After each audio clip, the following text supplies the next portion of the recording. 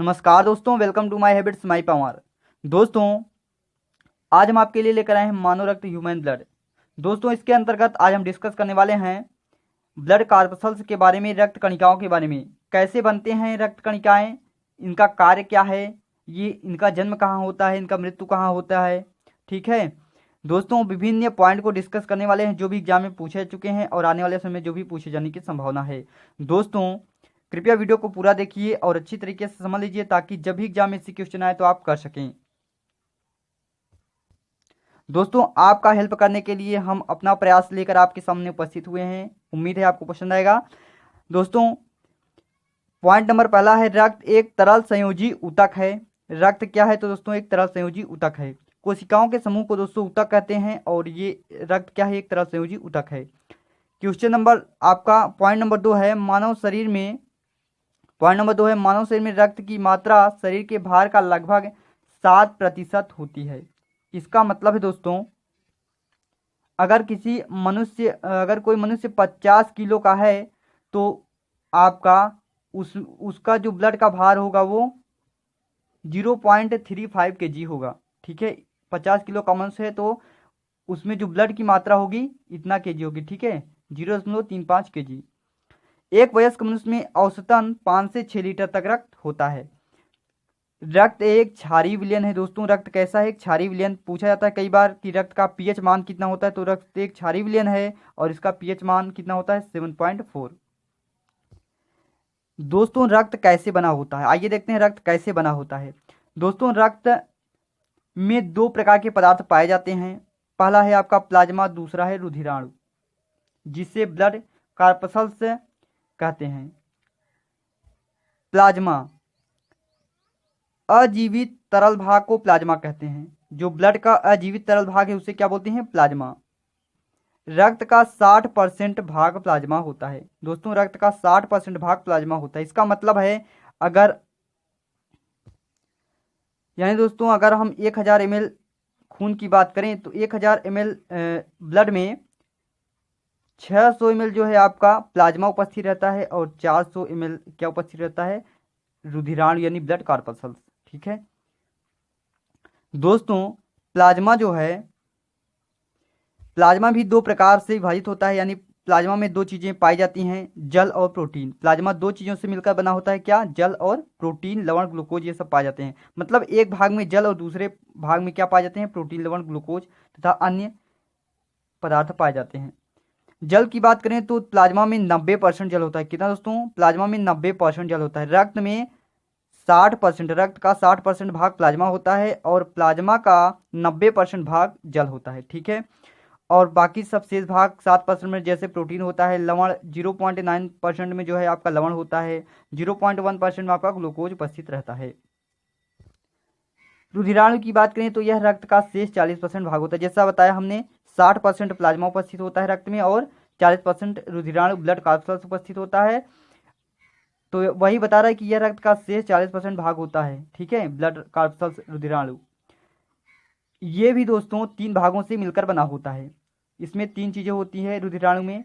कौन कौन से? लाल रक्त कणिकाएं, श्वेत रक्त कणिकाएं और रक्त बिंबाणु, यानी आरबीसी, डब्ल्यूबीसी और ब्लड प्लेटलेट्स। ये तीनों चीजों से मिलकर रुधिराणु बना होता है। ठीक है, यानी रुधिराणु जो होता है 3 प्रकार के होते हैं, आरबीसी, डब्ल्यूबीसी और ब्लड कार्पसल्स। देखिए दोस्तों, जो आरबीसी है, डब्ल्यूबीसी है, ब्लड का प्लेटलेट्स हैं, ये सब के कार्य और कौन का निर्माण कहाँ पे होता है और इनकी मृत्यु कहाँ पे होती है, जीवन काल कितना होता है, अच्छे तरीके से डिस्कस करेंगे। तो कृपया वीडियो को देखते रहिए। प्लाज्मा में एक विशेष प्रकार का प्रोटीन पाया जाता है जिसे फाइब्रिनोजेन कहा जाता है। बहुत इंपॉर्टेंट है दोस्तों, इससे क्वेश्चन कई बार पूछे जा चुके हैं कि फाइब्रिनोजेन क्या है। तो दोस्तों, ब्लड में पाया जाने वाला फाइब्रिनोजेन जो है एक प्रकार का प्रोटीन होता है। ठीक है, और ब्लड में कहाँ पाया जाता है? तो प्लाज्मा में पाया जाता है। ठीक है, जिसका निर्माण दोस्तों यकृत में विटामिन के की सहायता से होता है। इसका उत्पादन यकृत से होता है। फाइब्रिनोजेन रक्त ब्लड को जमने में मदद करता है। कार्य क्या है इसका दोस्तों?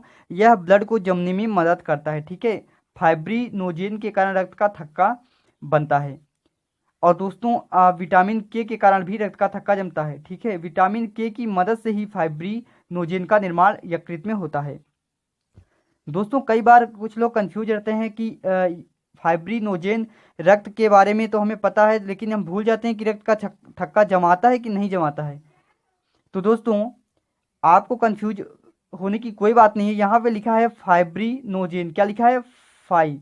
ठीक है, यहाँ से आप फ्रीज निकाल सकते हैं, कुछ ऐसे ध्वनि आ रहा है फ्रीज जैसा। ठीक है, तो दोस्तों जो आपका फ्रीज है, जो आपकी फ्रीज होती है, फ्रीजर दोस्तों आप समझ है ना, रेफ्रिजरेटर, वहां से आप देख सकते हैं उसका कार्य क्या है, जमाने का कार्य करता है। ठीक है, ठंडा करने का, वहां पे रखा वाटर जम जाता है। ठीक है, जमाने का कार्य कौन करता है, फ्रीज। ठीक है, फ्रीजर हमारा जमाने का कार्य करता है, तो वहां से निकल कर आया रक्त का थक्का जमाने में मदद करता है फाइब्रिनोजेन। इस प्रकार से भी आप याद कर सकते हैं जैसे हमने याद किया है, फिलहाल आपकी मर्जी।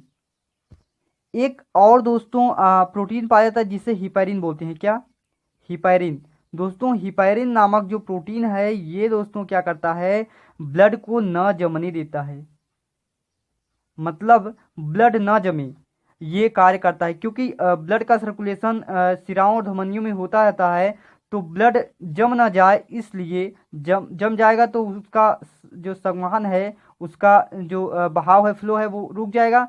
तो ब्लड जो है सिराओं में ना जमे, धमनियों में ब्लड का सर्कुलेशन होता रहे, इसीलिए हिपैरिन नामक प्रोटीन मदद करता है ब्लड को न जमने में।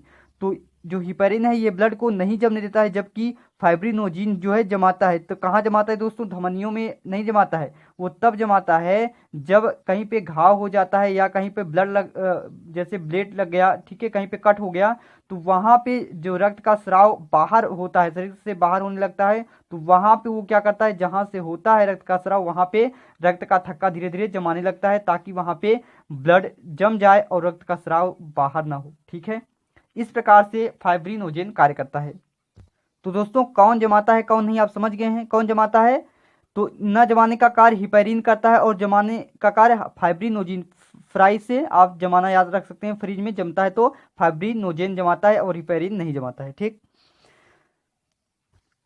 देखिए आरबीसी, डब्ल्यूबीसी और ब्लड जो प्लेटलेट्स हैं, इसमें जो महत्वपूर्ण डिफरेंट है उसके बारे में हम देखेंगे। देखिए पहला है केंद्रक।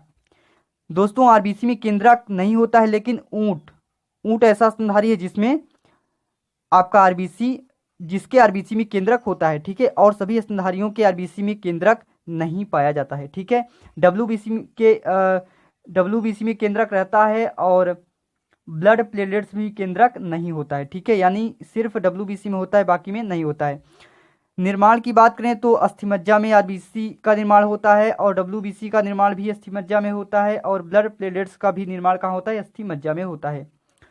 नेक्स्ट है दोस्तों मृत्यु की बात करें तो यकृत या प्लीहा, यकृत और प्लीहा में आरबीसी की मृत्यु होती है, आरबीसी की मृत्यु हो जाती है यकृत और प्लीहा में। ठीक है, इसीलिए आरबीसी को जो है मतलब प्लीहा को आरबीसी का कब्र कहा जाता है। यकृत और प्लीहा में आरबीसी की मृत्यु हो जाती है, इसीलिए प्लीहा को दोस्तों आरबीसी का कब्र कहा जाता है, क्योंकि आरबीसी कहाँ मरता है, प्लीहा में। ठीक है, इसके जीवन काल की बात करें तो 20 से 120 दिन होता है और मैक्सिमम 120 दिन ही जो है दिया रहता है। ठीक है, एग्जाम में जो ऑप्शन दिए रहते हैं मैक्सिमम 120 दिन ही दिया रहता है, लेकिन कम से कम 20 दिन और मैक्सिमम 120 दिन तक ये जीवित रह सकता है। ठीक है, डब्ल्यूबीसी की बात करें तो ये 2 से 4 दिन तक जीवित रह सकता है और इसका जो मृत्यु होती है रक्त में ही ये मर जाता है। ठीक है, इसकी मृत्यु रक्त में ही हो जाती है, और ब्लड प्लेटलेट्स की मृत्यु प्लीहा में होता है और इसका जीवन काल 3 से 5 दिन तक होता है। ठीक है, 3 to 5 डेज तक रहता है।